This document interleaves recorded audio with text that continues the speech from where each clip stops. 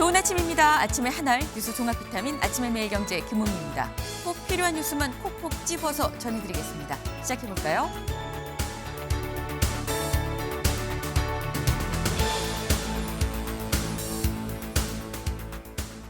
매일경제 1면입니다. 계엄 1년, 이재명 대통령 통합이 봉합은 아닙니다. 라고 얘기를 했습니다. 바로 어제였죠. 이 계엄 1년을 맞아 진행된 성명 발표 그리고 그 뒤에 이어진 기자들과의 질의응답에서 통합은 대통령의 첫 번째 책무입니다. 하지만 통합이 봉합은 아닙니다.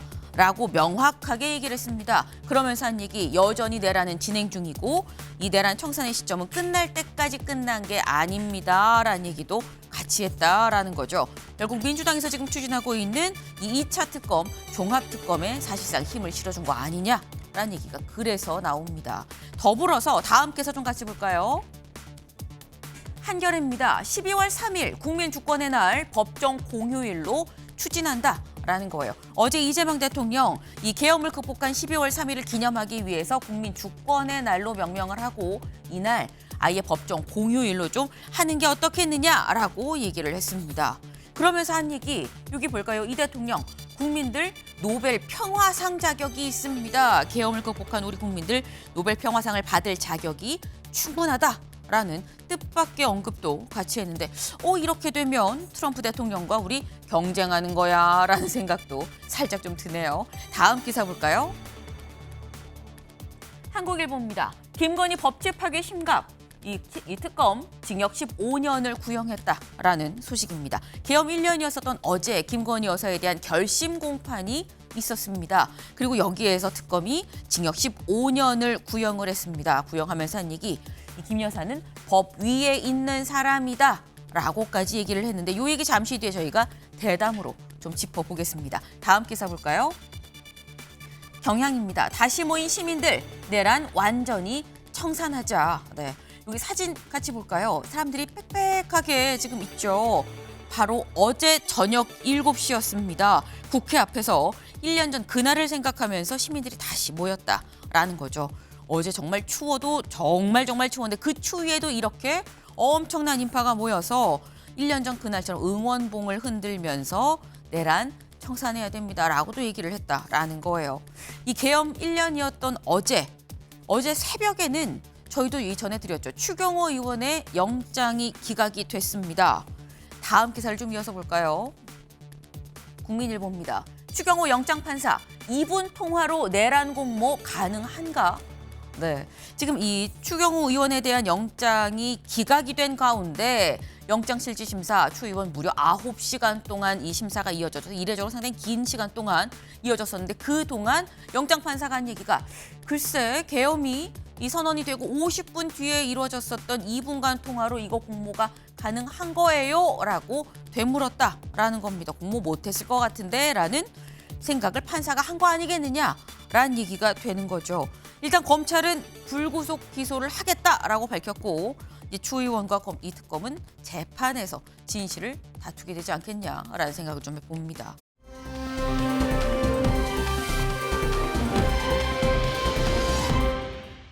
네.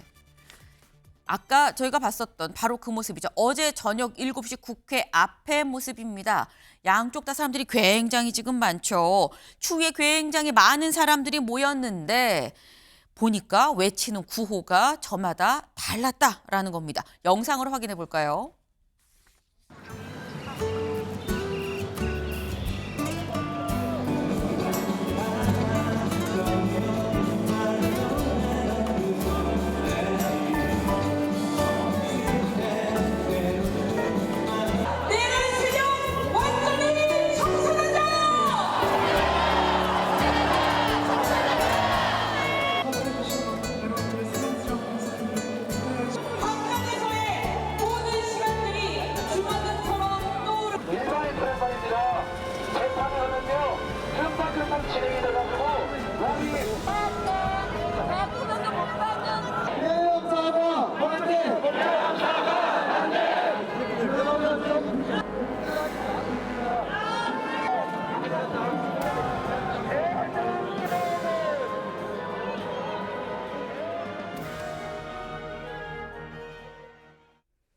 양쪽에서 외치는 구호가 완전히 다르죠. 여길 좀 보겠습니다. 여기는 내란 외환 청산하자라고 지금 얘기를 하고 있고 이쪽으로 좀 가볼까요? 이쪽으로 가면 내란은 민주당 아니냐라는 팻말을 또 들고 있습니다. 네.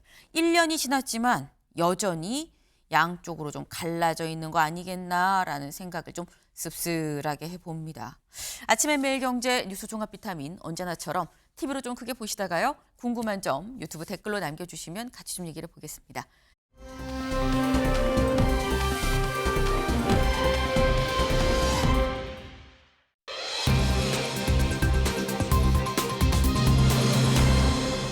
모텔 흉기 난동입니다. 오늘은 저희가 사건 사고 소식으로 좀 시작을 해보겠습니다. 기사 같이 보시죠. 20대가 중학생들의 흉기를 휘둘렀다. 창원 모텔에서 3명이 숨지고요. 1명이 크게 다쳤다라는 소식입니다. 사실 어제 저녁 퇴근 시간쯤에서 창원에서 흉기 난동이 있었네. 많이 다쳤대라는 소식은 있었는데 어젯밤 늦은 시간부터 오늘 새벽 넘어가면서 추가로 나온 얘기 20대가 중학생을 상대로 한 범행이었었다라는 얘기예요. 관련해서 저희 기사 강재묵 기자의 보도 같이 먼저 보고 얘기 이어가 보죠. 모텔 객실 출입문에 경찰 통제선이 설치됐고 바닥 곳곳에는 피 묻은 흔적이 보입니다. 어제 오후 5시 5분쯤 경남 창원시의 한 모텔에서 20대 남성이 10대 남녀 3명에게 흉기를 휘둘렀습니다. 나와봤는데 여성분 앉아 계시고 그 양말에 피가 이제 다 묻어가지고. 피해자 3명은 모두 중학생이었습니다. 20대 가해 남성은 범행 후 건물 3층에서 뛰어내린 것으로 알려졌습니다. 남성은 중상을 입고 병원으로 옮겨졌지만 결국 숨졌습니다. 쿵 소리가 나길래 옆을 이쪽에 지나가다가 봤는데 경찰도 막 뛰어가서 안 돼요 하고 잡았었는데 그 남자분은 쓰러지면서 이렇게 피를 흘리고 있더라고요. 피해자들은 모두 흉기에 찔려 크게 다친 채 발견됐는데 이 중 2명이 숨졌고 나머지 1명은 병원에서 치료를 받고 있는 것으로 확인됐습니다. 숨진 피의자는 범행 2시간 전쯤 혼자 모텔에 입실한 것으로 파악됐습니다. 경찰은 피의자가 피해 여성 중 1명에게 만나자는 연락을 했고 이후 여성과 함께 온 다른 2명에게도 범행을 저지른 것으로 추정하고 있습니다. 경찰은 숨진 피의자와 피해 여성의 휴대전화를 포렌식하고 정확한 사건 경위를 조사할 방침입니다. MBN 뉴스 강재묵입니다. 네, 지금 이 강재묵 기자의 보도를 직접 보셨습니다만 피해자는 26살 남성이고요. 그리고 10대 중학생 피의자, 10대 중학생 이 희생자를 포함해서 지금 중상을 입은 학생은 14살입니다. 그러니까 나이 차도 상당하긴 한데 근데 이렇게 어른이 나이 차 많이 나는 학생들을 상대로 흉기를 지금 휘둘렀거든요. 임주혜 변호사님. 그럼 이거는 흉기를 사전에 소지를 하고 계획 범죄야라는 생각도 사실 들어요. 사실 사실관계에 대한 조사는 조금 더 필요해 보이는데요. 네. 20대가 왜 10대들을 이 모텔이란 장소에서 만났으며 흉기를 휘둘렀는가 좀 의문점이 많습니다. 그런데 과거와 좀 다른 점이 있다면요. 과거에는 오프라인 만남이 어찌 보자면 주된 것이기 때문에 네. 나이 많은 어른이 청소년들을 만날 기회가 많이 차단되었다고 볼 수 있는데 요즘은 온라인상에서 게임도 있고요. 네. 채팅도 있습니다. 그러니까 나이에 관계없이 어떤 상황에서든 일단 만남 자체가 성사될 가능성이 열려 있다라고 보여져서 휴대전화를 포렌식 해보게 되면 네. 이들이 사전에 뭐 온라인 동호회든 뭐 게임이든 어떤 접점이 있어서 친분이 있던 관계였는지 아니면 이날 처음 만난 관계였는지 이 부분은 확인이 충분히 가능하리라고 보고요. 네. 흉기 같은 경우는 이렇게 사람에게 위해를 가할 정도의 흉기라고 한다면 모텔에 비치되어 있었을 것 같지는 않습니다. 네. 그 흉기에 대한 부분도 조사가 필요하겠지만 만약 사전에 휴대하고 있었다거나 아니면 원래 휴대를 하고 다니는 사람이었다. 이런 부분이라면 계획범죄 가능성도 저는 열려 있다고 봅니다.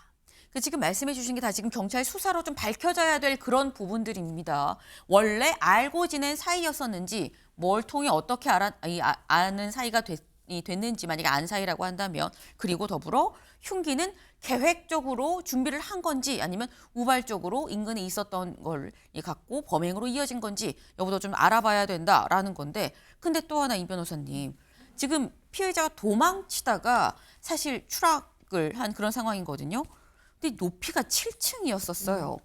보통 저희가 생각을 할 때 2층, 3층 높이 정도는 뭐 그런 경우가 있는데 7층은 사실 처음 봤습니다.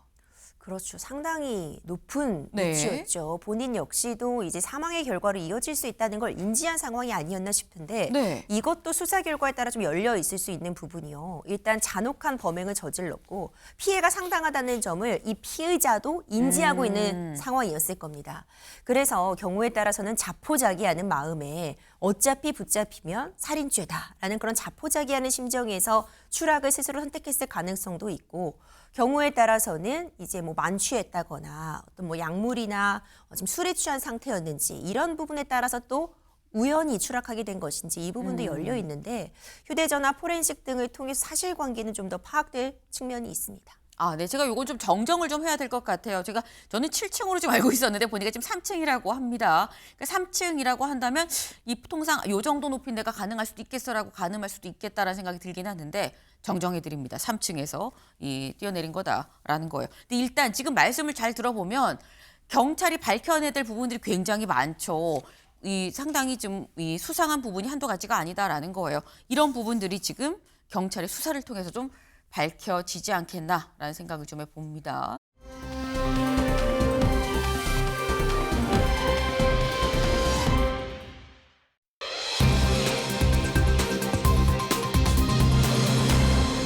법 위에 김건희. 이게 대체 누가 한 얘기인지 보겠습니다. 특검. 법 위에 선 김건희. 징역 15년, 여기에 벌금 20억 원을 구형을 했다라는 거죠. 어제 김건희 여사에 대한 결심 공판. 특검이 검찰이 재판부에 징역 15년을 주세요라고 요청을 했습니다. 관련해서 김 여사 측의 변호인이죠. 최지우 변호사 얘기 잠깐 들어보고 오실까요? 구형량만 보더라도 특검이 얼마나 정치적 목적을 가지고 수사를 한 것인지 알 수 있다고 생각을 합니다. 김건희 여사가 사법 시스템을 붕괴시켰다고 하는데 그 말은 검사들이 봐주기 수사를 했다는 말입니다. 지금 특검의 발언은 대한민국 검찰을 전체를 모독하는 거고 대한민국의 사법 시스템을 폄훼하는 것입니다. 제가 꼭 이 말은 꼭 하고 싶었습니다. 네. 지금 최지우 변호사 이렇게 얘기를 해요. 형량만 봐도 이게 얼마나 정치적인 목적의 수사인지가 드러나는 거 아니겠냐. 그래서 약간 형량이 과하다라는 취지로 좀 얘기를 하는데 임 변호사님, 형량 지금 징역 15년 과한 겁니까? 징역 15년이 구형됐는데 어제 제가 예상했던 바보다 높은 형량이 구형된 건 맞습니다. 아하. 일반적으로 이제 내려지는 형량들을 봤을 때 특히 도이치모터스 주가 조작 의혹과 관련된 부분 다른 공범들 이미 처벌을 받았는데 네. 대부분 집행유예 형이 나왔었습니다. 그리고 이제 구형은 어디까지나 구형이기 때문에 이제 참고할 필요는 있겠지만 양형 기준을 보더라도 지금 자본시장법 위반과 알선 수재로서 11년, 정치자금법 위반으로 4년을 구형해서 총 15년이 나왔는데 네. 양형 기준상 최고 기준을 적용해서 나온 형량은 맞아 보입니다.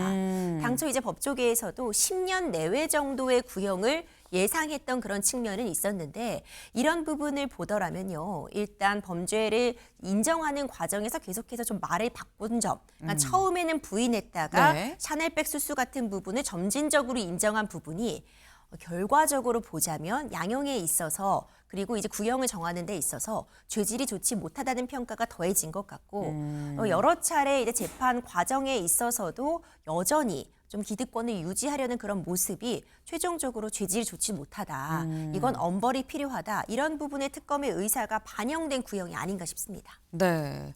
사실 지금 이 조목조목 좀 말씀을 해주셨어요. 김건희 여사가 받고 있는 혐의를 잠깐 볼까요? 네.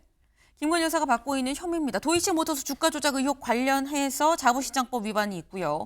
명태균 씨 공천 개입 의혹 관련해 정치자금법 위반, 그리고 건진법사 청탁 의혹 관련해서 이 범죄가중처벌법상 알선 수재가 있습니다. 그런데 여기 각각에 대해서 상당히 좀 높은 형량이 거의 최고점의 이 형량이 좀 구형이 된 것 같다라고 말씀하셨는데 그 이유는 죄질이 좀 안 좋다고 판단을 한 것 같다라는 얘기예요.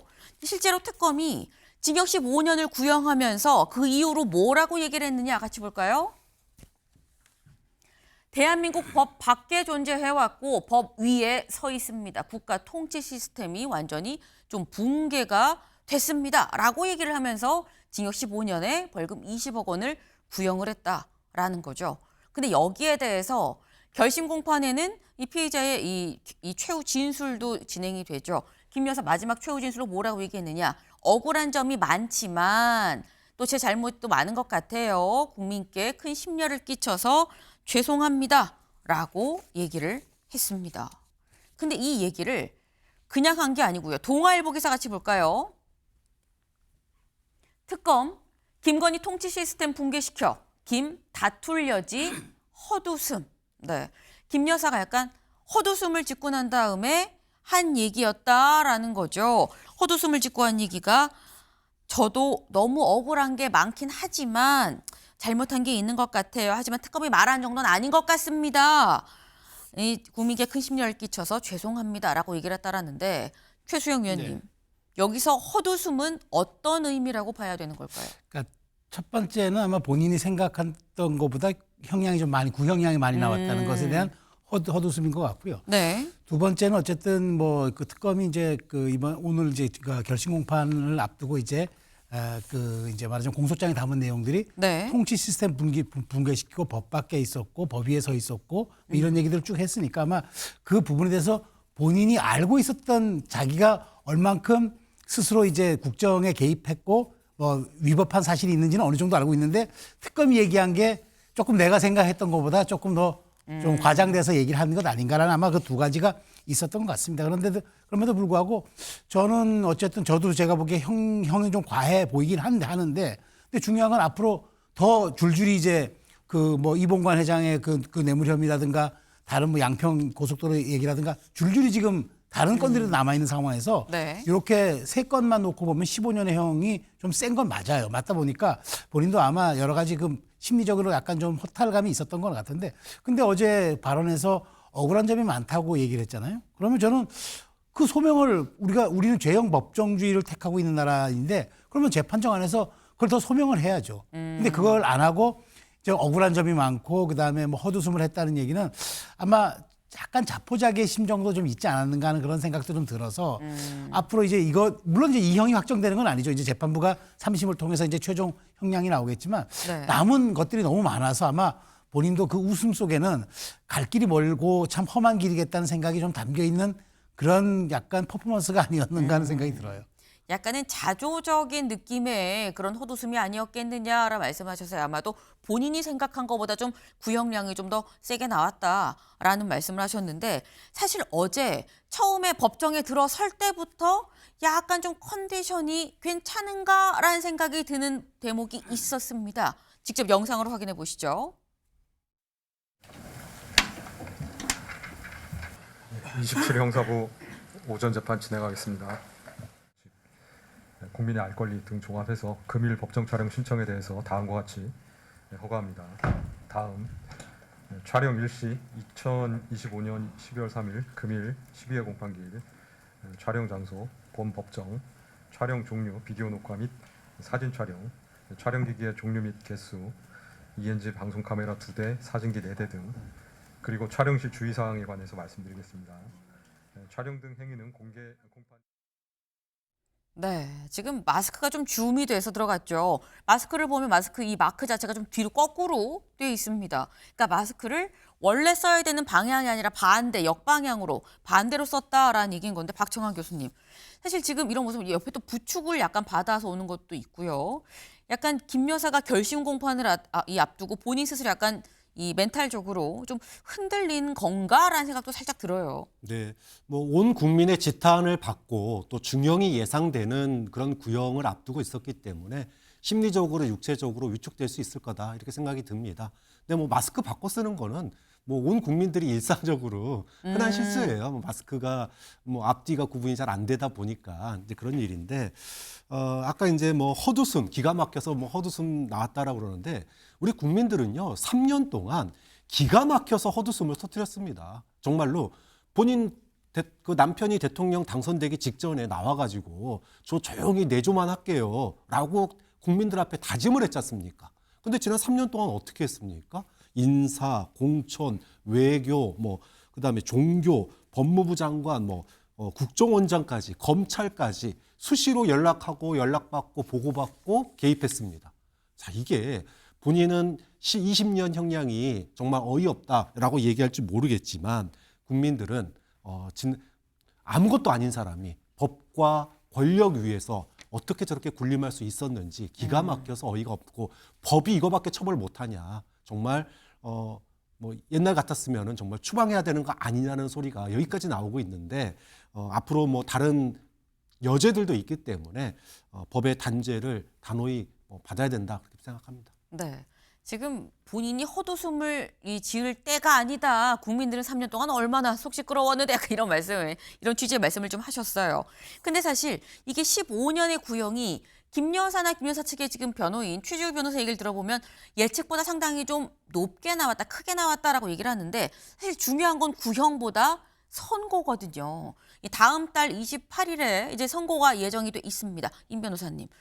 구형이 15년이면 선고는 통상적으로 봤을 때 몇 년형이 좀 선고가 됩니까? 통상적인 경우라고 한다면 구형보다 3분의 2 정도의 형의 선고가 내려지는 경우가 많고요. 절반까지도 최종 선고가 내려오는 경우들이 상당합니다. 네. 물론 이거를 일률적으로 적용할 수는 없겠지만 김건희 여사의 어제 최후 진술에서 앞으로 김건희 여사가 어떤 전략을 취할지가 전 다 드러나 있었다고 보는데요. 먼저 억울한 점이 많다는 부분 강조했습니다. 네. 끝까지 다투겠다는 뜻이기 때문에 앞으로 어떤 선고가 내려져도 항소심과 대법원에서 최선을 다해 다툴 것이다. 최종적으로 보자면 양형에 있어서 참작받겠다는 그런 전략을 취한다는 게 더 명백해진 것 같은데요. 잘못한 것이 많다. 국민께 큰 심려를 끼쳐 죄송하다. 죄송하다는 말을 다시 한번 강조했습니다. 네. 이미 샤넬백 수수 같은 부분을 인정을 했기 때문에 이번 사안은 유무죄를 다투는 것은 아닙니다. 유죄가 내려질 것이 분명한 부분이 있기 때문에 잘못했다라는 부분을 명확하게 선을 긋고 가면서 이 부분은 잘못했지만 억울한 점이 많으니 다퉈서 형량을 최대한 낮추겠다는 전략을 취한 게 명확해 보이고요. 그것이 이 재판 초기부터 윤석열 전 대통령과의 명확한 차이점이었습니다. 재판 다 출석했고요. 일부 진술 거부권을 행사했지만 최대한 수사기관에도 협조하는 모습을 보였습니다. 아마도 예상을 하기가 쉽지는 않지만 절반 정도의 형을 선고받는 것을 목표로 하고 있지 않을까. 구형의 절반 정도라고 생각이 들고요. 이 죄가 지금 다가 아닙니다. 네. 양평 공흥지구 특혜 관련해서도 과연 김건희 여사와 연관관계가 있는지, 다른 뭐 뇌물과 관련된 부분이 문제가 없는지, 다른 사건들도 추가 기소될 가능성이 여전히 열려 있기 때문에 아마도 이 양형에 있어서 최대한 참작을 받으려는 전략 취하리라 봅니다. 네. 지금 통상 이 절반에서 3분의 2 정도 그렇다고 한다면 징역 15년이라고 하면 징역 7년에서 한 10년 정도 형이 아마도 선고가 통상은 되는데 구형보다 더 세게 선고가 나오는 경우도 있고요. 이 절반이 안 되게 나오는 경우도 있긴 있죠. 다만 지금 최후 진술을 봤을 때 어쨌거나 양형을 낮추는 데 있어서 끝까지 2심, 3심까지 끝까지 가면서 양형을 낮추는데 전력을 다할 것 같다라는 말씀을 하셨어요. 그게 바로 윤석열 전 대통령과 다른 점입니다라고 말씀하셨는데 김 여사는 억울하지만 그래도 죄송합니다라고 얘기를 했죠. 매일경제 기사 같이 볼까요? 윤, 국민 지키려 계엄, 독재 정권에 맞서달라라고 어제 계엄 1년 윤석열 전 대통령 옥중에서 입장을 냈습니다. 국민 여러분께 드리는 말씀이라고 해서 이 변호인단을 통해서 직접 공개를 했는데 그 내용 좀 같이 볼까요? 12.3 비상계엄은 국정을 마비시키고 자유헌정질서를 붕괴시키려는 체제 전복 기도에 맞서 국민 주권을 지키려는 결연한 이행이었다라고 얘기를 했습니다. 그러면서 하지만 제가 부족했습니다. 내란몰이 광풍을 막지 못하고 국민들께 송구합니다. 모든 책임은 군 통수권자였던 저한테 있습니다. 라고 하면서 이렇게 얘기를 했어요. 지금은 부정한 독재 정권에 맞서 똘똘 뭉쳐야 할 때입니다. 국민을 짓밟는 정권에 레드카드를 함께 꺼내주십시오. 저를 밟고 일어서 주십시오. 라고 얘기를 했습니다. 근데 이 입장문에 한국일보 기사 좀 같이 볼까요? 한국일보는 이렇게 제목을 또 뽑았어요.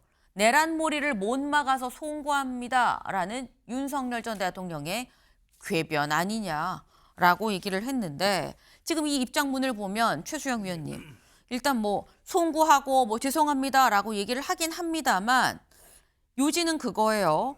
이건 계엄은 할 수밖에 없는 거였었고 내란머리 광풍 때문에 빚어진 거다라는 취지의 내용으로 보입니다.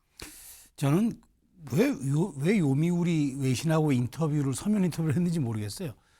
그러니까 전직 대통령이니까 못한다는 법은 없지만 지금 네. 이 상황에서 재판이 진행 중인 상황에서 모든 것은 지금 재판장에서 얘기해야 되는 것 아닌가요? 근데 정치적으로 억울하다. 물론 지금 윤 전 대통령의 재판이 일관된 전략이 정치적인 탄압과 본인의 불의에 맞서고 있다는 그 일관된 지금 모습을 보이고 있긴 한데 저는 어제 입장문을 낼 게 아니라 네. 사과문을 냈었어야죠.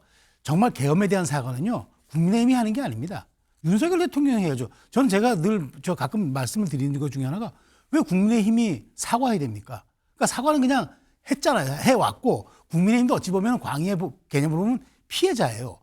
사전에 알지 못해. 그래서 추경호 전 원내대표의 것도 기각이 됐잖아요.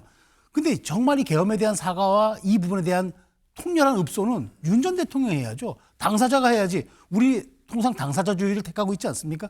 근데 왜 윤 전 대통령이 저렇게 레드카드 운운하면서 지금 본인이 부당한 피해를 받고 있는 것처럼 얘기를 하는데 저는 물론 예신가의 서면 인터뷰를 수락할 때 변호인단이 수락할 때도 아마 예견된 게 있었겠죠. 12월 3일 날 메시지에 맞춰서 내겠다고 하는데. 물론 이제 외신과 별개로 따로 입장문을 낸 거긴 합니다. 그렇죠. 그러니까 네. 아마 동시에 뭘 하려고 했던 것 같아요. 그런데 네. 저는 이게 계획된 거라고 생각이 되니까 저는 이렇다면 이게 정말 우리 한 발도 앞으로 못 나간다. 그리고 윤 전 대통령 말 중에 모든 책임은 저에게 이겠다고 했는데 아니 지금 모든 책임을 지금 부하들한테 전가하면서 자신에 대한 책임이 있다고 얘기하는 이 논리의 모순과 이중성을 어떻게 우리가 받아들입니까? 정말 윤 전 대통령 지금 재판장에서 오롯이 나의 책임이라는 것을 얘기하고 나머지는 전부 국민과 역사와 법정의 판단에 맡기는 게 좋습니다. 이건 정말 윤 전 대통령이 오버했습니다. 네. 지금 입장문을 낼 게 아니라 사과문을 냈어야 됐다. 그리고 모든 책임은 나한테 있다면서 왜 법정에서는 딴 얘기를 했느냐라고 지금 말씀을 하셨어요. 법정에서 윤석열 전 대통령 증인으로 나온 전직 사령관들한테 이런 직접 신문을 통해서 이런 질문을 던졌었죠. 같이 보고 오실까요? 뭐 도대체 방첩 사령관이라는 놈이 이거 수사에 시읒자도 모르고 이거 어떻게 이런 놈이 방첩 사령관 하나 그런 생각 좀 들었죠. 여인영 방첩 사령관도 증인한테 이런 실시간 위치 추적 부탁하는 거 보니까 이 친구 이거 좀 이상하네라는 생각이 들었으면 피고인 부하에게 책임을 전가하시는 건 아니죠? 아니 그 얘기를 하는 게 지금 아니에요. 예. 그 얘기하는 게 아니라 한 8시 넘어서 오셔가지고 앉자마자부터 그냥 소맥 폭탄주를 막 돌리기 시작하지 않았습니까? 그죠? 술 많이 먹었죠? 그날? 술 드셨습니다. 아니 그러니까 예. 술 많이 먹지 않았어요? 술은 항상 통상 10에서 20잔 그 정도 들었고 뭐 거기서 무슨 뭐 시국 얘기할 그럴 상황은 아니지 않습니까? 그래 말씀하시니 예. 제가 지금까지 말을 못했던 부분을 하겠습니다. 한동훈이 얘기 분명히 하셨고 한동훈이하고 일부 정치인들 일부 호명하시면서 당신 앞에 잡아오라 그랬습니다. 당신이 총으로 쏴서라도 죽이겠다고 했습니다. 제가 참말은 그 말을 여태까지 어느 검찰에 가서도 그 말 얘기하지 않았습니다. 대신에 한동훈이 얘기만 했습니다. 그래 오늘 전 대통령께서 그 말씀 안 하셨으면 제가 그 얘기 안 했을 겁니다. 네. 지금 재판이 진행되면서 증인으로 나왔던 뭐 여인영 전 사령관 아니면 이 곽 전 사령관 등등해서 지금 다들 아니 당신이 얘기했었던 거 아닙니까? 요런 얘기들을 했었다라는 여인영 말고 홍장원 전 국정원 1차장을 좀 말씀을 드립니다. 근데 지금 다들 부하들 니네가 한 거잖아라는 취지로 얘기를 했었던 것 같은데 신문에선. 근데 이번에는 입장문에선 모든 책임은 군 통수권자였던 저한테 있습니다. 라고 또 얘기를 했다라는 거예요. 박 교수님. 이게 또 어디에 장단을 맞춰야 되는지 잘 모르겠어요. 네, 정말로 입장문이라고 하는 것 자체가 네. 비겁한 변명과 궤변으로 채워졌다 이렇게 평가할 수밖에 없습니다. 많은 사람들이 뭐 계엄 실패하고 난 이후에도 모든 책임은 저에게 있다라고 얘기를 했습니다. 그런데 막상 수사가 시작되고 재판이 시작되니까 나는 그런 지시한 적 없다라고 얘기를 했어요. 그러면 본인은 예를 들어 국회에 들어가라고 지시한 적 없고 국회에 있는 국회의원들 끌어내라고 지시한 적 없고 또 담을 넘는 국회의원들 체포하라고 지시한 적 없는데 그럼 누가 지시를 내린 겁니까? 이런 이거야말로 비겁한 변명 아니냐. 그리고 계몽령이라고 그랬어요. 계몽령이 뭡니까? 국민들에게 계엄을 통해서 자신이 아무것도 할 수 없었고 지금 나라가 망해가고 있다는 것을 보여주기 위해서 계엄을 선포했다는 거잖아요. 그런데 한동훈 대표나 이재명 대표는 왜 체포합니까? 그다음에 국민들에게 보여줬잖아요. 계엄을 통해서. 그런데 국민들이 뭐라고 그랬습니까? 너 물러나 그랬습니다. 너 내 대통령제에서 내려와 그랬습니다. 그러면 본인은 거기에 국민의 뜻에 따르는 게 대통령의 역할이에요. 그런데 국민들이 반대한 계엄, 국민들이 탄핵시켰습니다. 그렇고 감옥에 있는데 감옥 안에서도 여전히 내란을 선동하고 있어요. 맞서 싸우자고, 레드카드를 들자고. 그러면 지금 이 상황은 보여주는 게 명확하다고 봐요. 왜 감옥에 오랫동안 가두어 놔야 되는지, 즉 중형 선고가 왜 불가피한지를 윤석열 전 대통령이 입장문을 통해서 오히려 역설적으로 보여주고 있는 거 아니냐 이런 생각이 듭니다. 네. 오히려 지금 이렇게 맞서 싸우자라는 옥중 메시지를 내는 것 자체가 구속기간을 더 늘려야 된다라는 이 어떤 이유, 사유가 되지 않겠느냐라고 말씀하셨는데 입장문만 낸 게 아니죠. 아까 말씀 중에 살짝 나왔는데 요미우리 이게 일본 외신과 언론 인터뷰도 또 진행을 했습니다. 같이 볼까요? 네. 뭐라고 했느냐? 자유민주주의 헌정 질서의 붕괴와 국가 위기 상황에서 내린 국가 비상사태의 선언이었었다. 국민을 억압하던 과거 계엄과는 달랐다. 몇 시간 만에 해제 요구가 받아들여졌지 않느냐라고 얘기를 했습니다. 아까 그런 말씀하셨죠. 이 시점에서 이 계엄 1주년을 맞춰서 외신 인터뷰를 하고 맞춰서 입장문을 낸 거 아니겠느냐. 그렇다면 옥중에서도 윤 전 대통령은 계속 뭔가 여론에 이런 얘기를 하고 싶고 여론에 자신의 어떤 영향력을 미치고 싶어 하는 거 아니겠냐라는 얘기가 나올 수밖에 없어 보입니다. 네.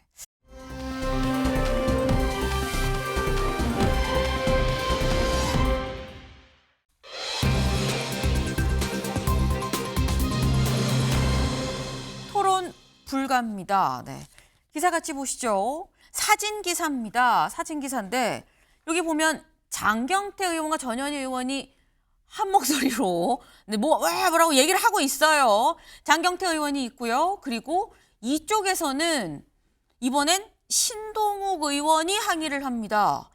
양쪽 다 항의를 하고 있는데 두 사람 다 법사위 소속이죠. 두 사람이 대체 왜 법사위에서 이렇게 목소리를 높인 것이냐. 영상으로 확인해 보실까요? 장경태 의원 당장 나가세요. 당장 나가시라고요. TV에 전 국민이 장경태 의원의 왼손이 어디로 들어가는지 화면을 다 봤는데 무슨 데이터 폭력을 운운을 해요. 전현희 의원님 옆자리에 소름 끼쳐서 지금 할 수 있습니까? 허위 조작 보도를 했습니다.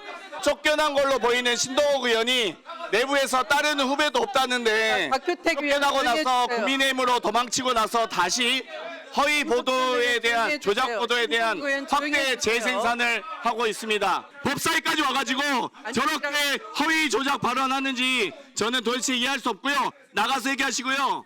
제가 충분히 법적으로 대응해 드릴 테니까. 대리입니까 지금? 발언권을 드리지 않도록 하겠습니다.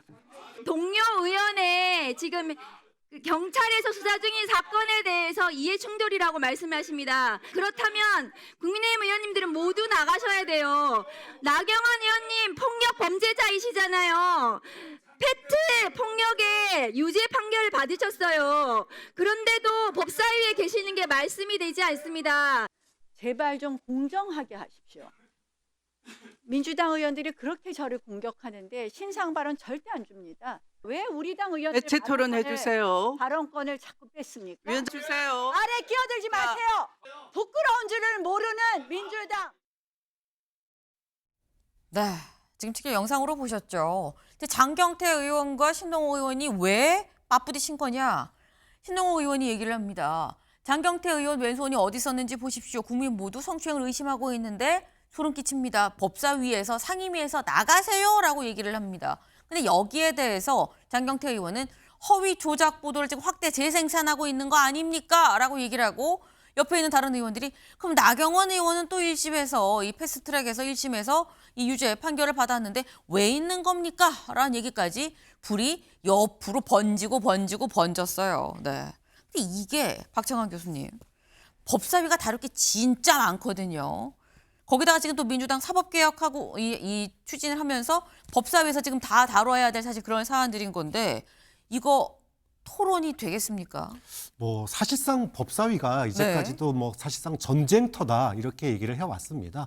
모든 땔감, 싸울 수 있는 모든 자원을 끌어다가 상대방을 공격하는 데 쓰이는 곳이 법사위입니다. 그러다 보니까 과거에도 뭐 법사위에서의 말싸움, 뭐 격한 뭐 언쟁 이거는 뭐 늘상 있어 왔는데 이제 최근에 계엄에 대한 이제 계엄 일주기를 앞두고 사법개혁이라든지 이런 걸 둘러싸고 첨예하게 대립을 해왔고요. 이제 이러다 보니까는 지난번에 나경원 의원이 이제 법사위 간사를 맡는 문제를 두고 이해 당사자가 법사위에 간사 맡는 게 맞냐 이러면서 나가라 그랬거든요. 근데 이제 되치기가 들어온 겁니다. 신동욱 의원이 아니 장경태 의원 지금 수사받고 있는 거 아니냐? 그럼 이해 당사자인데 왜 법사위에 있냐? 나가라 이렇게 서로가 서로의 그 약점만 물고 늘어지고 자신의 문제점, 자신의 티는 돌보지 않는 곳, 그게 법사위 아니냐. 참 국민들 보기에 참 그렇다 말씀드립니다. 국민을 보기에 참 그렇다라는 말 안에 상당히 많은 의미가 좀 내포가 지금 돼 있죠. 네. 이게 사실 이게 최수영 의원님, 이게 보면 신동욱 의원이 장경태 의원 나가라고 하니까 장경태 의원이 또 나경원 의원 얘기도 주변에서도 하고요. 불똥이 나경원 의원한테 또 뒷면이 있어요. 근데 저는 보면서 이제 처음에 이제 나경원 의원의 법사위 간사 사보임 그 얘기가 왜 나왔냐면은 패스트트랙 유죄 판결 이전에 그 남편이 이제 그 지방법원장이잖아요. 그러다 보니까 이제 국회 피감 기관 중에 여럿 중에 한 명인 사람이 남편으로 두고 있으니 그거는 안 된다. 그 했으면은 막 그 나경원 의원에게 그 얘기를 했었으면은 뭐 사실 민주당도 거기에 대한 적절한 대안이 있어야 될 거 아니에요? 그런데 생각해 보십시오. 지금 장경태 의원 같은 경우는 증인 여럿 중에 한 명이 피감 기관장이라고 법사위 간사 보이면 안 되고 법사위 이해 충돌이라고 나가라 그랬는데 당장 지금 경찰에서 조사받고 있잖아요. 경찰 조사받는데 그건 법사위랑 무슨 상관이냐고 얘기하지만 내년 9월까지는 경찰의 수사지휘권을 합니다. 수사지휘를 하는 경찰이 1차 조사를 하고 있는데 법사위가 상관이 없나요? 당연히 이해 충돌이죠. 더군다나 이 사안은 장경태 의원은 유망받는 청년 정치인인데 이런 사태에 연루된 것만으로도 본인이 먼저 사과를 해야 되고 일단 수사 결과가 나올 때 침묵해줘야죠. 그런데 여기서 본인이 나가라고 한다고 같이 맞짱을 뜨듯이 저렇게 얘기를 합니까? 저는 이 사안을 보면서 장경태 의원이 여기에 대한 어떤 자기 보호 본능이 발달해서 이 법사위를 통해서 어떤 식으로든 지금 이 수사와 이 조사에 영향을 끼칠 수도 있는 걸 모르고 저렇게 과한 발언을 하고 있다는 생각이 들어서 저는 이 부분만큼은 국민의힘 주장이 과하지 않다고 저는 생각을 합니다. 네.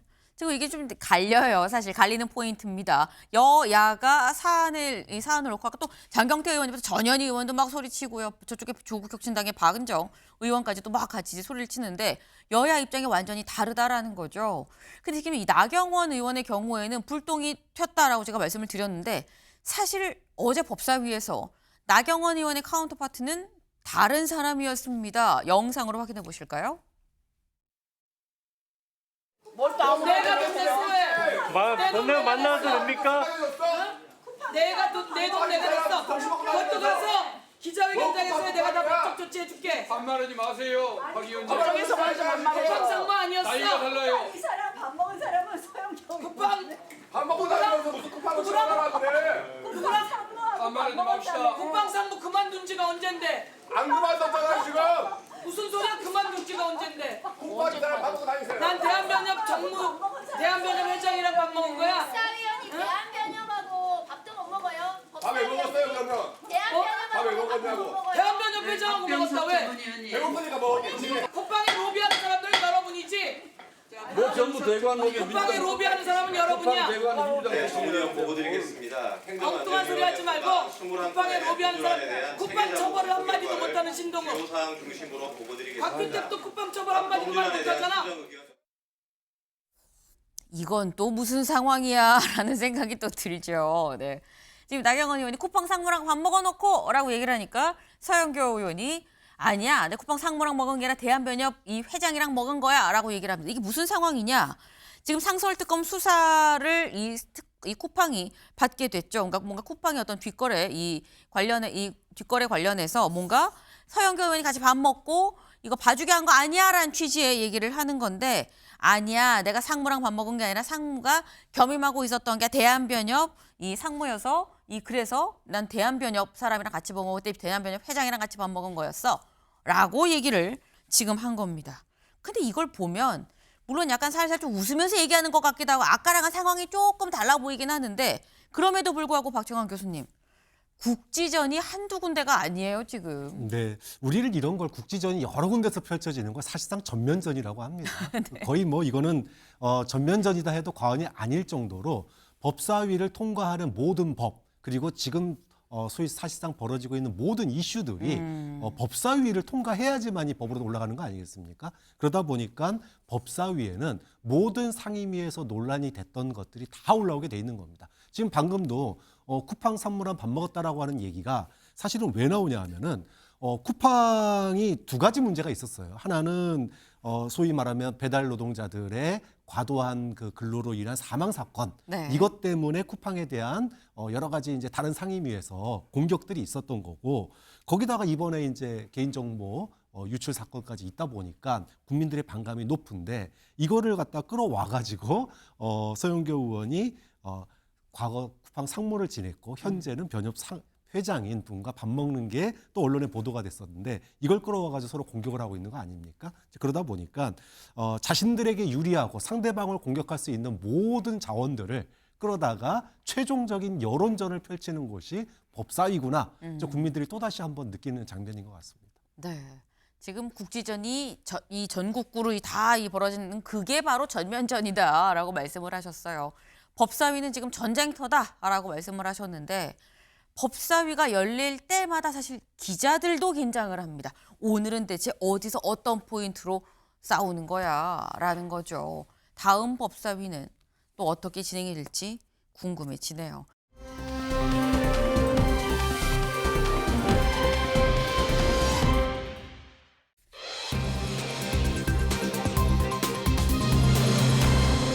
작심 발언입니다. 무슨 얘기인지 기사같이 보시죠. 이 대통령 모두 헌정질서 지킬 책임 조희대 사법제도 개편 신중히 해야 됩니다. 라고 얘기했습니다. 네, 추경호 의원의 영장이 기각됐었던 어제 이재명 대통령과 조희대 대법원장 다른 오부 요인들이랑 다 같이 해서 오찬 점심 식사를 같이 했는데 한마디 한마디가 상당히 의미심장했다라는 거죠. 직접 들어보시죠. 보기 어려운 분들을 이렇게 6개월 만에 보게 됐습니다. 불러주셔서 감사합니다. 네. 우리 모두가 헌정질서를 지키는 책임 있는 주요 기관장들이셔서 오늘 또 뵙는 게 또 특별한 의미가 있는 것 같습니다. 그 총리님은 우리 원장님 바로 옆집에 사시죠? 예. 의장님 총리 헷갈려요. 옆집입니다. 옆집. 한번 되었습니다. 그랬어요. 네. 내란 심판이 지체되면서 국민의 염려가 커지고 있습니다. 오늘이 내란 심판의 역사적 책임을 헌법기관 모두가 함께 결의하는 자리가 되었으면 합니다. 사법부는 지난 12월 3일 비상계엄 직후 그것이 반헌법적인 행위임을 분명히 하였습니다.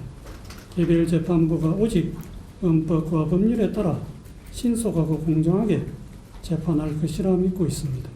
그러나 개별 재판의 결론은 헌법과 법률에 규정되어 있는 3심제라는 제도적 틀 안에서 충분한 심리와 절차를 거쳐 최종적으로 결정된다는 점에서 그 정당성과 신뢰가 확보될 수 있을 것으로 생각합니다. 네, 보셨나요? 조희대 대법원장 뭘 들고 지금 얘기를 하죠. A4 용지를 잡고 얘기를 합니다. 볼까요? 조희대의 이 면전에서 작심 발언, 사법개혁, 공론화를 거쳐서 신중히 해야 됩니다. 라고 얘기를 했다라는 거죠. 그러면서 한 얘기 또 3심제 틀 안에서 다 충분히 심리를 거치고 있습니다. 라고도 얘기를 했어요. 지금 이게 조근조근 얘기를 하긴 했습니다만 하나하나가 다 결국 지금 이 민주당이 드라이브를 걸고 있는 이 사법개혁의 어떤 요 틀에 대해서 아닙니다 라고 반박을 한다라는 건데 이게 최수영 위원님. 네. 그 전까지 조희대 대법원장과는 조금 좀 달라진 것 같다라는 생각이 들어요. 네, 그러니까 좀 굉장히 신중하고 그다음에 아주 뭐 단호한 지금 얘기를 그동안은 사실 좀 약간 침묵으로 일관해 오지 않았습니까? 아니면 네. 그 원론적인 얘기만을 이제 했었는데 오늘은 아예 입장문을 써가지고 왔다는 거는 작심반을 한 거죠. 근데 듣고 보면은 전 동의할 지점이 대단히 많다는 생각이 들어요.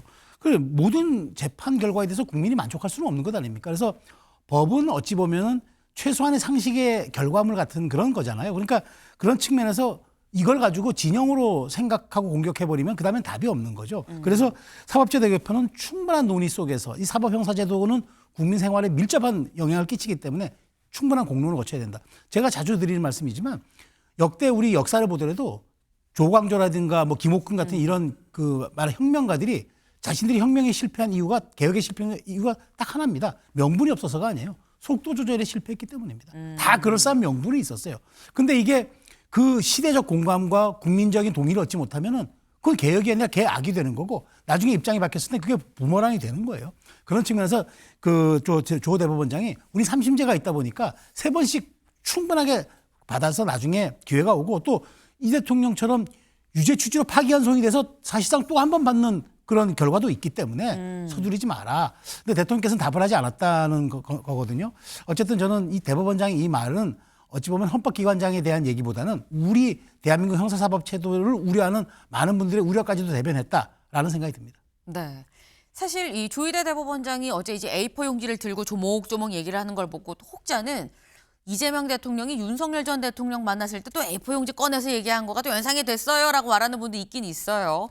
근데 이재명 대통령은 사실 지금 요런 조희대 대법원장이 조목조목 반박한 그 부분, 뭐 내란 전담 재판부 등등등을 포함한 이 사법개혁에 대해서 어제 이렇게 얘기했었거든요. 같이 들어보고 오실까요? 내란 특별 재판부 설치는 국회가 잘 판단해서 결정할 걸로 믿습니다. 그리고 국민 여론에 따라서 헌법이 부여한 권한을 우리 입법부가 잘 행사할 것이다. 국민 주권 의지를 잘 받들 것이다. 그렇게 생각하고 믿습니다. 12.3 윤석열 비상계엄 등에 대한 전담재판부 설치 및 제보자 보호 등에 관한 특별법안 대안을 제안하고자 하는데 이의가 없으십니까? 네, 가결되었음을 선포합니다. 내란 전담 재판부는 말이 전담 재판부지 내란 특별 재판부입니다. 한마디로 사법부의 독립, 공정성을 완전히 침탈하고 있습니다. 후보 추천위원회, 한마디로 외부 인사들이 후보 추천위원회를 구성하고 그 후보 추천위원회가 특정 판사들을 고르겠다고 합니다. 어떤 판사를 고르겠습니까? 내란 관련된 사건, 그들이 그렇게 주구장창 울거먹는 내란 관련 사건 무조건 유죄 쓰기 위한 판사를 구성하겠다는 것입니다. 이것이 바로 나치 시대의 특별재판부라는 말씀을 드립니다. 네, 이 볼까요? 민주당 주도 법사위 내란 전담재판부 설치법 단독 처리했다라는 거죠. 사실 이 사안에 대해서 어제 점심을 먹기 전에 이미 어제 오전에 이재명 대통령 계엄 1주년 성명이 있었죠. 그리고 성명에 뒤이어 기자들의 질의응답이 있었습니다. 그 자리에서 나왔던 질문 중에 이런 부분이 있었는데 여기에 대해서 국회에서 잘 알아서 할 거예요 라고 얘기를 했고 그리고 몇 시간 뒤에 실제로 국회에서 이 민주당 주도로 해당 법이 이 단독 처리가 됐다라는 거예요. 근데 이걸 보면 박창환 교수님, 조희대 대법원장은 면전에서 작심하고 이렇게 들고 읽었는데 이 대통령은 저기에서 할 거야 라고 약간 이렇게 좀 둘러간 그런 느낌이 있거든요. 네. 이 지난 계엄 사태가 입법부와 행정부의 대충돌의 결과였다라고 하는 점을 돌이켜보면 지금 소위 말해서 사법부와 입법부의 충돌을 보면서 많은 국민들이 또다시 이제 이래도 되는 건가? 이런 생각이 들기는 합니다. 그럼에도 불구하고 왜 이런 충돌이 일어났는가? 결국은 내란 전담 재판부 얘기가 나오게 된 가장 결정적인 원인은 직위원 재판부의 얼토당토하는 구속 취소가 그 출발점이었어요. 그러니까 직위원 재판부가 오로지 윤석열 개인에게만 적용된 구속기한 산정 방법에 그 누구에게도 적용되지 않았습니다. 그런데 이 일을 갖다가 유야무야 그냥 어떠한 징계도 없고 재판한테 불이익도 안 주고 또 다시 소위 침대 축구를 하는 윤석열 전 대통령의 재판이 늘어져서 지금 1월 달 안에 구속 기한이 만료되는 또 상황이 또 돌아오게 됐어요. 그럼 언제 또 윤석열 전 대통령이 구속 취소돼서 나올지 모른다라고 하는 국민들의 이 직위원 재판부에 대한 불신이 굉장히 쌓여 있는데 사법부 스스로가 이런 불신 그리고 공정성에 대한 논란을 갖다 해결하지 못하다 보니까 입법부가 행정부에서 이거 전담 재판부 필요한 거 아니냐. 지금 이 직위원 재판부 못 믿겠다. 이런 얘기가 나오는 겁니다. 그러다 보니 저는 조희대 대법원장이 사법부 믿어주세요라고 얘기를 하는데 네. 말만 할 것이 아니라 행동으로 이런 정말로 국민들이 납득하지 못하는 판결과 국민들이 납득하지 못하는 결정들에 대해서 조치를 취해줘야지 국민들도 이해를 할 거 아닙니까? 좀 그런 점에서 사법부의 내부의 어떤 자정작용 그리고 내부의 개혁이 너무나 미적됐던 것들이 오늘날 이 사태를 불러일으킨 거 아니냐라고 하는 안타까움을 표명합니다. 네. 사실 이 오찬 자리에서 김민석 총리도 그 부분을 또 얘기를 했었죠. 지금까지 재판이 너무 지연되고 있어서라는 얘기를 했었는데 그런 점을 봤을 때 사법부 믿어주세요라고 얘기한 걸 이재명 대통령이 여권이 또 믿을 수 있겠느냐라고 말씀하셨는데 글쎄요. 이 조희대 대법원장 쪽에선 뭘 기준으로 늦은 겁니까라고 얘기할 수도 있을 것도 같고요. 요건 진행되는 상황을 좀 같이 봐야 되겠다라는 생각을 좀 해봅니다.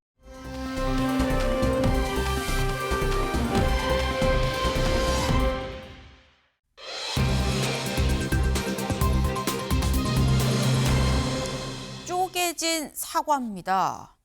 무슨 얘기지? 사과 반쪽인가? 기사 보시죠. 윤 계엄담화 주장 그대로 되풀이한 장동혁 국민의힘 대표. 사실 어제 계엄 1주년 기자간담회도 없고 그러니까 사실 취임 100일이기도 했어요. 근데 기자간담회도 없고 따로 기자 질의응답 자체가 없습니다라고 했으면 다만 메시지를 낼까 말까 고민 중이다라고 얘기를 했는데 어제 메시지가 나왔습니다. 그 메시지를 좀 같이 보시죠. 입장문이에요.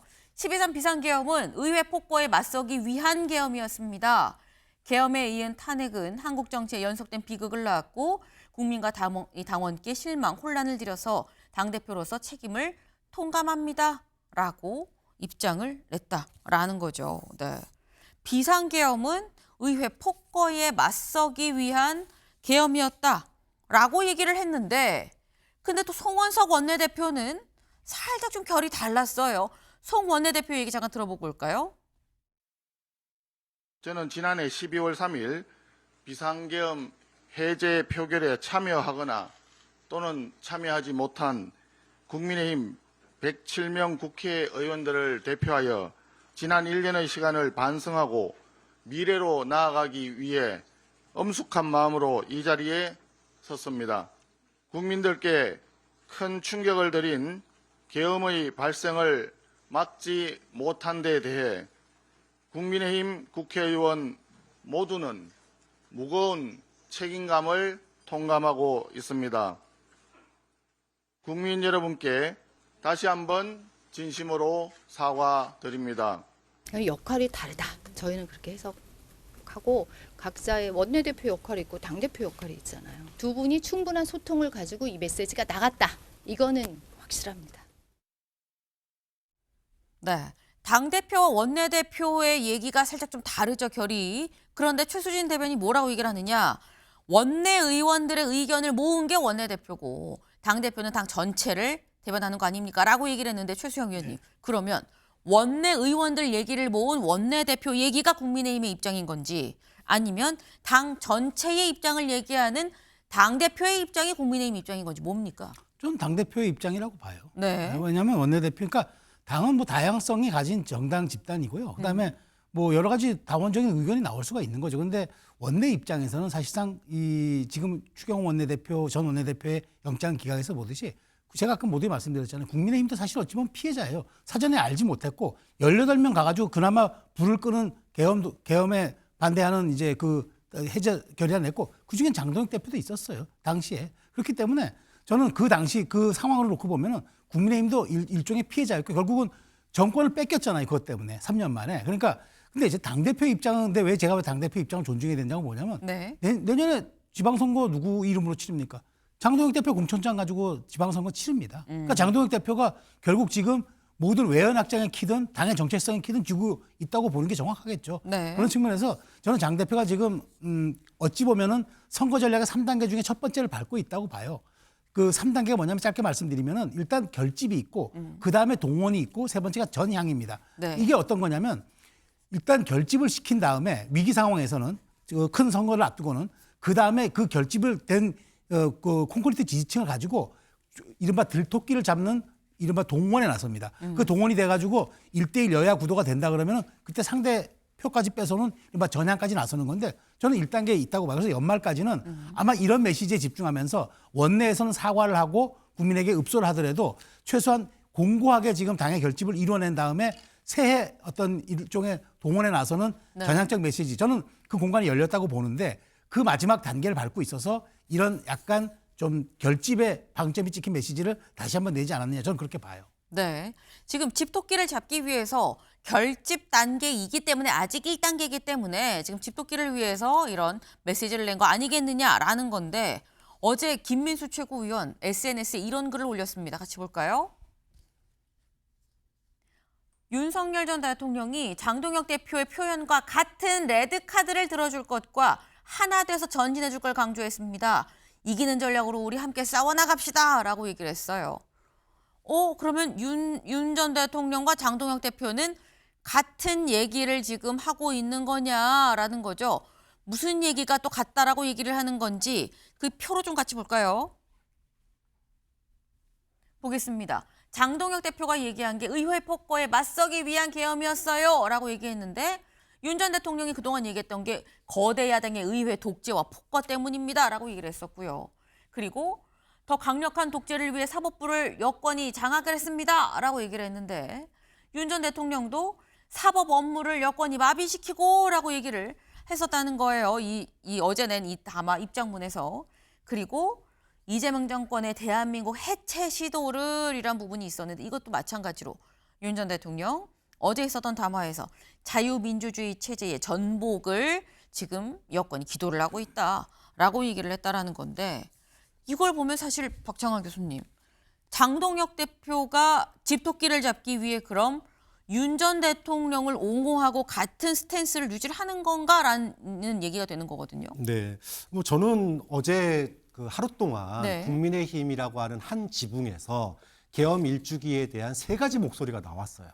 장동혁 대표는 뭐 원인은 계엄 12.3 비상계엄은 의회 폭거에 맞서기 위한 거였다라고 네. 얘기했고 원내대표는 이유 불문 계엄은 잘못된 겁니다. 특히나 대통령의 명령으로 참여한 군인들과 공무원들이 피해를 입는 거에 대해서 더더욱 죄송합니다. 여기까지 얘기를 했고요. 네. 24명의 국회의원들은 따로 모여서 또 계엄에 대해서 이유 불문 사과 똑같고요. 그렇지만 거기다 두 가지를 덧붙였습니다. 앞으로 우리는 윤석열 전 대통령과 선긋기를 하겠습니다. 그리고 당 개혁에 박차를 가하겠습니다. 이렇게 세 가지 목소리 나왔는데 어제 이 세 가지 목소리를 들으면서 국민의힘이 1년이 지났어도 아직도 계엄과 내란의 바다에서 서로 생존하기 위한 각자 도생의 비명소리를 내지르고 있구나. 서로가 바라보는 게 달라요. 자, 왜 다르냐? 이제까지 이 사안의 본질에 대해서 하나도 토론한 게 없습니다. 그냥 우리는 단결해서 이재명과 싸워야 돼. 이 미명하에 내부적으로 토론을 벌인 적이 없어요. 계엄의 원인이 됐던 게 뭡니까? 아까도 나왔지만 부정선거. 부정선거에 동의할 거냐 부정할 거냐. 한 번도 토론 제대로 안 했습니다. 그다음에 계엄 해제 표결 불참한 거에 대해서 우리는 어떤 입장을 가져야 되느냐. 토론 아직도 안 되고 있어요. 그다음에 탄핵 찬성해야 되느냐 반대해야 되느냐. 아직도 싸우고 있습니다.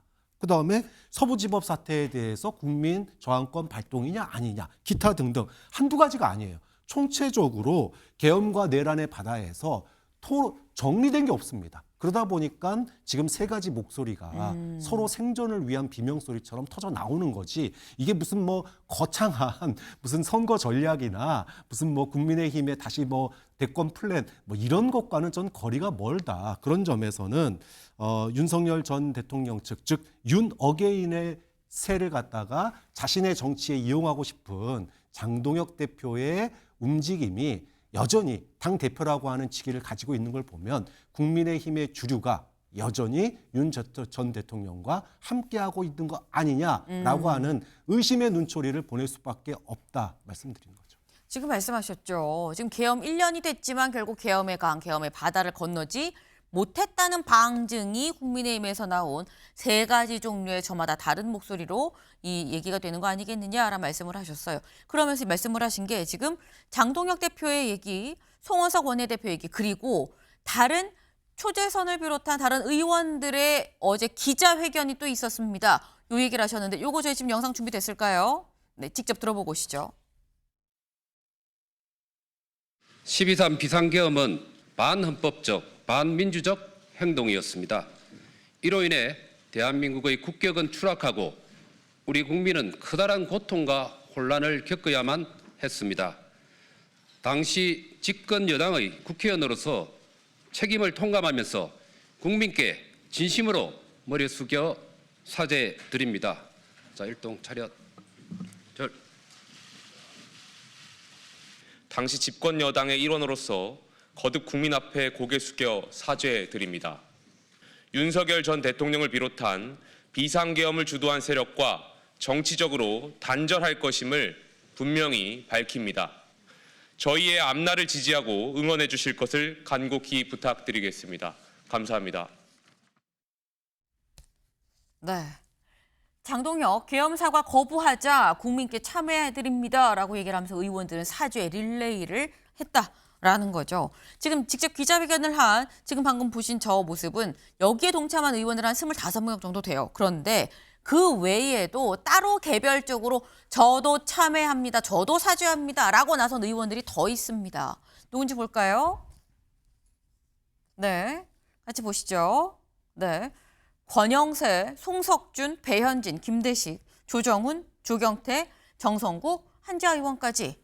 그러니까 지금 이 개별 의원들도 성명 자체에 참여를 하지 않았지만 저도 마찬가지로 똑같이 생각합니다라고 다 잇따라 사과를 하고 있다라는 겁니다. 근데 이게 대체 그럼 얼마나 되는 거야? 국민의힘 지금 107명이죠. 권성동 의원 지금 이 구속돼 있기 때문에 빼도 106명인데 이 중에 몇 명이냐? 동아일보 기사 같이 볼까요?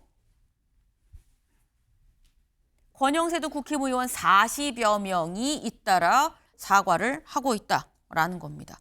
근데 그럼 최수영 의원님, 다음 선거를 위해서 차례차례 좀 빌드업을 하고 있는 거라고 한다면 106명, 107명 중에서 거의 40여 명이면 절반 가까이 되거든요. 절반 가까운 의원들은 다른 생각을 하고 있는데 이 상황에서 선거 치를 수 있느냐라는 얘기 나올 수 있어요. 그러니까 이런 걸 뭐냐면 대세의 흐름이라고 그래요. 그러니까 지금 당에서 25명, 지금 40명 점점 더 갈 거라고 좀 봐요. 이제 정기국회가 끝나고 지선의 시간이 다가올수록 자 그러면 당대표가 어떻게 됩니까? 연말까지 한 다음에 이게 당의 대세라면은 수용해야죠. 그러면서 외연확장에 나서는 겁니다. 그러니까 나는 이런 생각을 갖고 있지만 당이 이렇게 가야 되고 지선 전략이 이렇고 중도 확장도 해야 한다면은 우리 국민의 지금 더더군다나 지금 여권이 법 왜곡죄 등 지금 사법부에 대한 총공세를 펼치고 있잖아요. 중도가 분명히 위반할 겁니다. 무리한 공세이기 때문에. 자, 그렇게 이렇게 레드라인을 넘어버리면은 그 다음에는 이런 얘기를 할 수가 있겠죠. 정부 여당이 레드라인 넘는다. 우리 레드카드 꺼내겠다. 다만 그렇다면 우리가 이제까지 했던 거에 과거의 단절을 통해서 앞으로 나가겠다. 이게 의원들의 요구라면 난 받아들이겠다. 전 그렇게 저는 시기적으로 갈 거라고. 그래서 이게 빌드업이라고 표현하셨는데 제가 보기엔 축적의 시간을 거쳐가지고 연초면은 바뀔 것이다. 전 그렇게 전망하는 겁니다. 지금 사실 이것도 다 결국 고려사항에 있는 거 아니겠느냐. 큰 그림이다라는 취지의 말씀이에요. 이렇게 해서 나중에 대세가 그렇다고 하면 제가 받아들이겠습니다라는 단계로 넘어가지 않겠느냐라는 건데 장동혁 대표의 이 큰 그림 전략에 동참을 하는 건지 중앙일보 기사 같이 볼까요? 오늘 나경원 의원이 직접 이 중앙일보와 인터뷰를 했습니다. 여당과 잘 싸우는 게 쇄신, 우리 당은 사교 클럽이 지금 됐다라고 얘기를 했어요.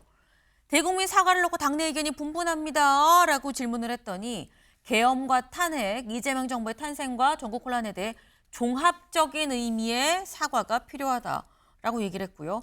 당 내부 분열이 좀 심한 거 아닙니까? 라고 얘기를 했더니 당에 대한 로열티가 없는 사람이 분열을 가속화한다.